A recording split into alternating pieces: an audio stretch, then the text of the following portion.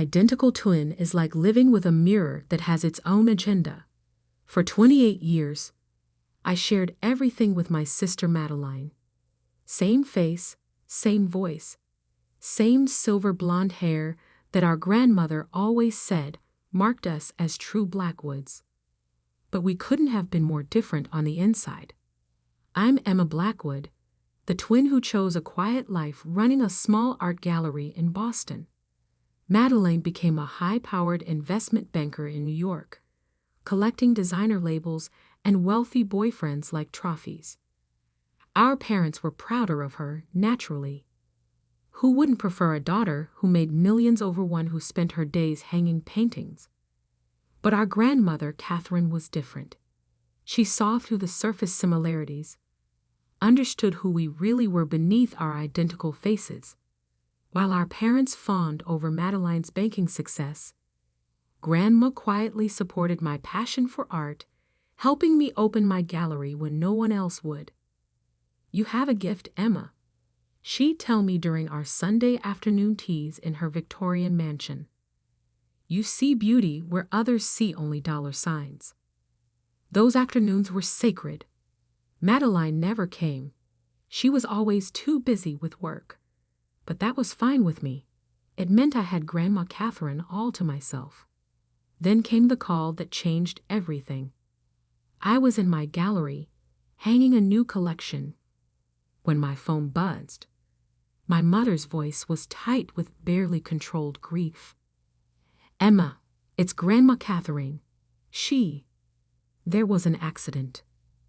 The world tilted sideways. I gripped the edge of my desk, knocking over a cup of coffee. The dark liquid spread across the pristine white surface like spilled ink. What happened? "A car crash. She didn't make it." I don't remember much about the next few hours. Somehow, I made it to my apartment, packed a bag, canceled appointments. My assistant Jennifer promised to handle everything at the gallery. The drive to my grandmother's estate in the Berkshires was a blur of tears and memories. Every mile marker reminded me of another Sunday tea, another quiet conversation, another moment when Grandma Catherine had been the only person who truly saw me. I arrived to find the sprawling Victorian mansion already full of relatives. Cousins I barely knew lounged in the parlor. Aunts whispered in corners. Uncles argued about property values. My parents stood in the foyer, greeting people with practiced sadness. But Madeline was nowhere to be seen. "She's flying in from Dubai," my mother explained, smoothing her already perfect hair. "Some important client meeting she couldn't reschedule." Of course, even our grandmother's death wouldn't disrupt Madeline's precious career. The next few days passed in a haze of funeral arrangements and family politics. I retreated to my grandmother's library whenever I could, surrounding myself with her beloved books and the faint scent of her rose perfume that still lingered in the air. That's where I was when Madeline finally arrived, 3 days after the accident.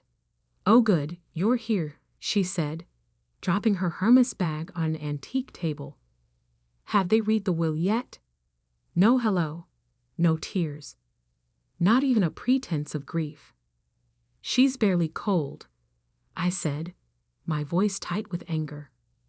Madeline rolled her eyes. "Don't be dramatic, Emma. We all knew this was coming." Grandma was old. She was 68. Details. She waved her hand dismissively. "The point is, there's $40 million at stake. Plus the house, the art collection. We need to be practical." I stared at my twin, trying to find some trace of the sister I'd grown up with. We still had the same face, but looking at her was like seeing my features arranged into a stranger's expression. "The reading is tomorrow," I said finally. "Mr. Harrison, Grandma's lawyer, is handling everything." "Perfect." Madeline smiled, but it didn't reach her eyes. "Get some rest, sis. Tomorrow's going to be interesting." Something in her tone made me uneasy, but I pushed the feeling aside. I was too exhausted, too grief-stricken to analyze my sister's cryptic comments. That was my first mistake. The next morning, I woke early and went to the kitchen to make coffee. The house was quiet, most of the relatives still asleep in their various guest rooms. But as I passed the study, I heard voices. "Everything's arranged." Madeline's voice, low and urgent, just like you asked. A male voice I didn't recognize. "The papers are perfect. No one will question it." I froze, my hand on the doorknob. And the original? Destroyed, along with all the copies. As far as anyone knows, this is the only version. "Good." Madeline again, satisfied. "You should go. The reading's in 3 hours." I quickly stepped back as the door opened. A man in a cheap suit hurried past without seeing me, clutching a briefcase. Madeline emerged a moment later, startling when she saw me. "Emma, you're up early." "Couldn't sleep," I said carefully. "Who was that?" "Oh, just someone from the bank." She adjusted her silk blouse. Boring paperwork stuff. But I'd seen the man slip something into her designer bag, something that looked suspiciously like legal documents. The will reading was scheduled for 10 a.m. in the main library. Mr. Harrison, a small man with wire-rimmed glasses who'd been our grandmother's lawyer for 30 years, arranged us all in a semicircle. My parents sat together on the antique sofa. Various aunts and uncles claimed the matching armchairs. Cousins perched on ottomans or leaned against bookshelves. Madeline took a seat directly across from Mr. Harrison, her expression carefully neutral. I chose to stand by the window, next to the painting of roses that Grandma Catherine had always loved. Something felt wrong. The conversation I'd overheard, Madeline's strange behavior. "Before we begin," Mr. Harrison said, adjusting his glasses, "I want to express my personal condolences. Catherine was more than just a client to me. She was a dear friend." Madeline shifted impatiently. Yes, very sad. Shall we proceed?" Mr. Harrison blinked, taken aback by her tone. "Of course." "Well, the terms are quite straightforward. Catherine was very specific about her wishes." He opened his briefcase, but Madeline interrupted. "Actually," she said smoothly, "I have something you should see first." She pulled out a document, the same one I'd seen the mystery man give her earlier. "What's this?" Mr. Harrison frowned, taking the papers. "Grandma's real will," Madeline announced. "Dated just 2 weeks ago. She gave it to me for safekeeping." The room erupted in whispers. I felt my heart start to pound. "This can't be right," Mr. Harrison muttered, scanning the document. "I drew up Catherine's will myself. She never mentioned." "Obviously she changed her mind," Madeline said. "As you can see, everything's perfectly legal. All the signatures are verified." I moved closer, looking over Mr. Harrison's shoulder. The will looked authentic, same legal language, same formatting. But something was wrong. The signature, it looked like Grandma's. But then I saw it. The terms of the new will were simple. The entire estate, all $40 million, plus the house and every asset, was left to Madeline Blackwood. I felt the blood drain from my face. "This is a lie," I said, my voice shaking. "Grandma would never." "Do you have proof?" Madeline challenged, her eyes glinting. "Because I have a legally binding document right here." The room fell silent as everyone stared at us, identical faces locked in a battle of wills. "Mr. Harrison," I turned to the lawyer desperately. You know this isn't right. You knew Grandma better than anyone. I'm sorry, Emma, he said slowly. But if this will is authenticated, my hands are tied. Madeline's smile was triumphant. Well then, I believe that settles everything. As the sole heir, I'll need everyone to vacate the premises by tomorrow morning. You can't do this, I whispered. She stood, gathering her things with practiced elegance. I already have, dear sister, and you can't prove otherwise. As the family filed out in shocked silence, I remained rooted to the spot, staring at the painting of roses. Grandma Catherine had taught me to paint those roses herself, spending countless patient hours helping me get the shadows just right. Now my twin sister had stolen everything, our grandmother's legacy, my inheritance, even my identity. Because that signature on the will, it wasn't Grandma's at all. It was mine. Being identical twins meant sharing DNA, fingerprints, and virtually indistinguishable signatures. My entire life, I'd been careful about signing documents precisely because I knew Madeline could mimic my handwriting perfectly. But I never imagined she would use my signature to forge our grandmother's will. The day after the reading, I watched from my old bedroom window as moving trucks arrived. Madeline wasted no time claiming her prize, directing workers to pack up our grandmother's antiques and artwork. Miss Blackwood? A quiet voice interrupted my thoughts.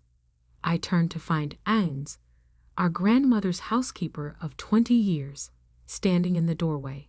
Her eyes were red from crying. I'm sorry, Agnes. I know Madeline's asked everyone to leave. That's just it. Agnes wrung her hands nervously. There's something you need to see. She led me down to the kitchen, checking twice to ensure we weren't followed. From beneath her apron, she pulled out a small leather-bound notebook. Your grandmother's diary, she whispered. She asked me to keep it safe. Said it was important you find it if anything happened to her. My hands trembled as I took the notebook. Why didn't you give this to Mr. Harrison?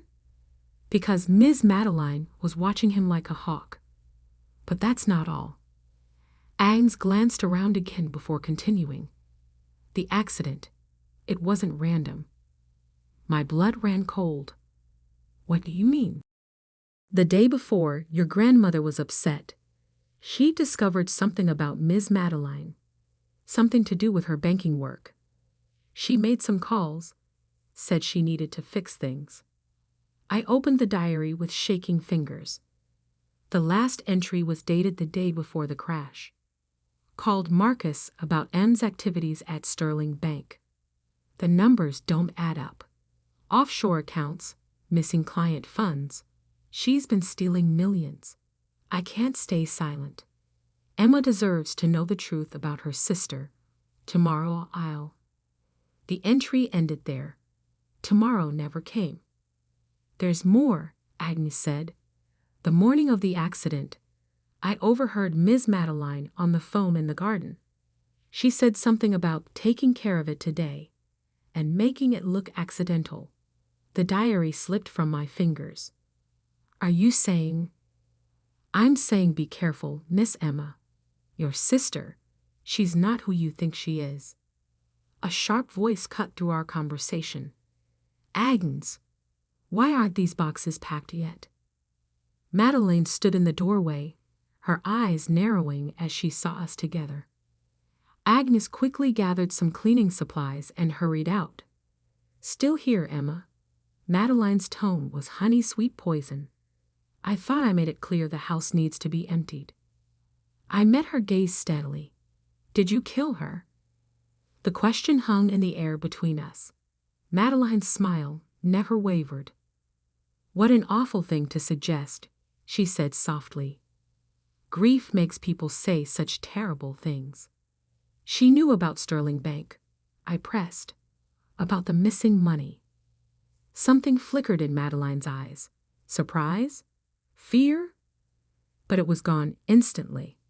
I don't know what you think you know, she said, but I suggest you leave. Now, before you say something you'll regret. Or what? You'll arrange another accident? She stepped closer, her face, my face, inches from mine. Prove it, she whispered. Prove any of it. You can't, can you? Just like you can't prove the will is forged. It's your word against mine, sister dear.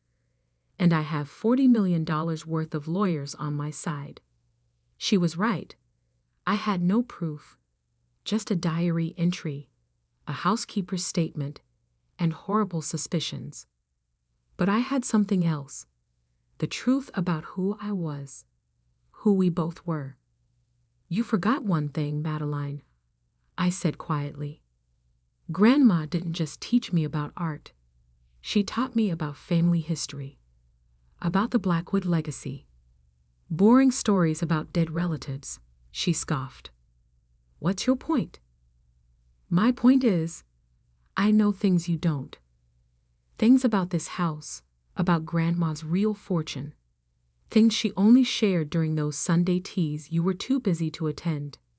Uncertainty crept into her expression. You're bluffing? Am I?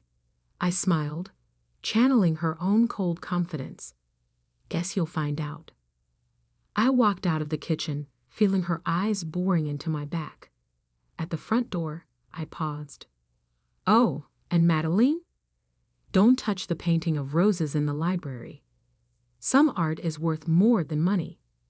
It was a shot in the dark, but I saw fear flash across her face. She knew something about that painting, something she didn't want me to discover. In my car, I pulled out my phone and made 2 calls. The first was to an old friend from art school who now worked as an authenticator for major auction houses. Sarah, I need you to look into something. A painting of roses, circa 1940s, artist unknown. The second call was to a private investigator recommended by one of my gallery clients. I need everything you can find on Sterling Bank's offshore accounts. Focus on transactions authorized by Madeline Blackwood. Finally, I called Mr. Harrison. Meet me tomorrow, I said when he answered. There's something you need to know about Grandma's real will. Most people think revenge takes a long time, but sometimes justice strikes like lightning, fast, bright, and impossible to escape. It took exactly 3 days to destroy everything Madeline had stolen. I met Mr. Harrison at a small cafe far from the estate. His hands shook slightly as he read Grandma's diary. My God, he whispered. I knew something was wrong. But this, I need your help, I said. The painting in the library, did Grandma ever mention anything special about it? He looked up sharply. She did, actually. About a month ago, she had me update her will. Said something about important papers being where the roses never fade.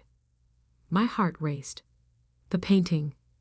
I'd always wondered why Grandma insisted it never be moved, never be cleaned by anyone but her. Mr. Harrison, I need you to stall the estate transfer, just for 24 hours. He nodded grimly. I'll file some paperwork. Technical errors that need reviewing. But Emma, be careful. If what this diary suggests is true. I know, I said quietly. My sister is capable of murder. Back at my hotel, messages waited from both my contacts. Sarah, the art authenticator, confirmed my suspicions about the painting.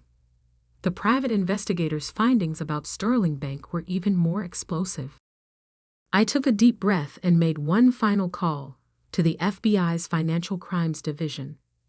That night, I waited until 3 a.m. before returning to the estate. The security code hadn't been changed. Madeline always did underestimate me. The house was dark, empty except for the furniture Madeline hadn't yet moved. In the library, Moonlight filtered through the tall windows, illuminating the painting of roses. With trembling fingers, I felt along its heavy gilt frame. There, a slight catch, a hidden spring. The painting swung away from the wall like a door, revealing a small safe built into the wall behind it. I smiled, remembering all those Sunday afternoons when Grandma taught me to paint roses. She hadn't just been teaching art. She'd been showing me exactly where this safe was located. The combination was simple: my birthday, not Madeline's. She'd been born 2 minutes later. This was how Grandma had always told us apart, by remembering who came first. Inside the safe lay a stack of documents: bank records, surveillance photos, and a USB drive. But most importantly, there was another will. The real will, dated just 3 days before Grandma's death, with a letter attached. My dearest Emma, if you're reading this, something has happened to me. I've discovered what Madeline has been doing at Sterling Bank. The stolen money, the fake accounts, all of it. I've gathered proof, but she knows I know. I fear what she might do. I'm leaving everything to you because you're the only one who understands what truly matters. The money, the house, they're just things. But integrity, truth, justice, these are the real Blackwood legacy. All my love, Grandma Catherine. P.S. Give the USB drive to the FBI. They'll know what to do. At that moment, lights flooded the library.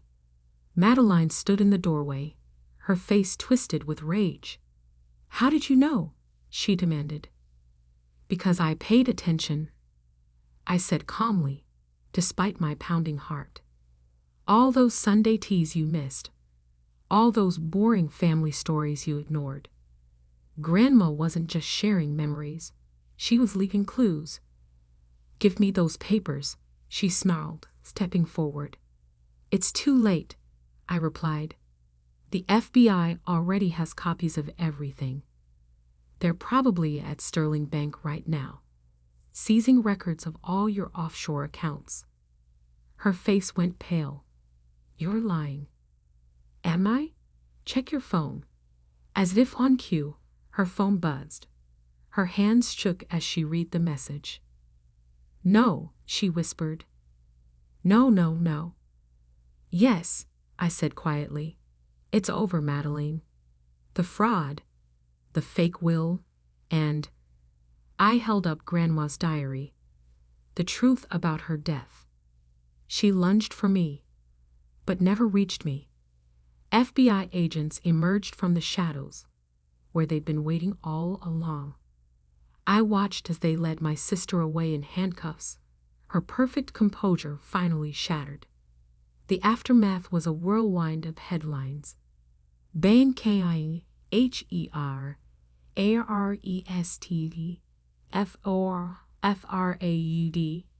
and MURDER.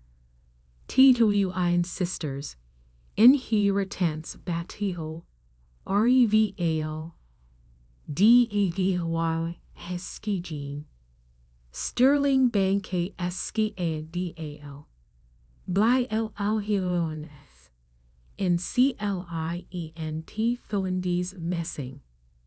The truth came out quickly after that. Madeline had been stealing from clients for years, hiding the money in offshore accounts. When Grandma discovered her scheme, Madeline arranged the accident, not realizing Grandma had already documented everything. The forged will was just her final attempt to gain control of all evidence against her. She never imagined the real proof would be hidden behind a simple painting of roses. 1 year later, I stood in the library again, now restored to its former glory. Madeline was serving 20 years for fraud and murder. The stolen money had been returned to Sterling Bank's clients, and Grandma's real will had been executed exactly as she intended. I kept the house, turning part of it into an art gallery showcasing young artists. The painting of roses still hung in its place of honor, no longer hiding secrets, but serving as a reminder. Sometimes justice blooms in unexpected places. Agnes still worked as housekeeper, now more family than employee. Mr. Harrison helped manage the charitable foundation I'd established with half of my inheritance, supporting arts education for underprivileged children. Your grandmother would be proud, he told me one afternoon, watching local kids take art lessons in what used to be the formal dining room. I smiled, touching the locket I now wore, the one Grandma had always worn during our Sunday teas. Inside was a tiny painted rose, a reminder that beauty and truth go hand in hand. She knew, I said softly. She knew that someday the truth would come out. That's why she left all those clues, all those little breadcrumbs for me to follow. And Madeline, he asked, do you ever visit her? I shook my head. Some twins grow apart. Some were never truly connected to begin with. She chose her path, just as I chose mine. Later that evening, I sat in Grandma's library, my library now, and opened her diary to the last page. Below her final entry, I had added my own. Dear Grandma, justice has been served. The roses still bloom, the truth still shines, and your legacy lives on. Not in money or property, but in the lessons you taught me, that art can reveal truth, that patience defeats greed, and that real wealth isn't counted in dollars, but in integrity.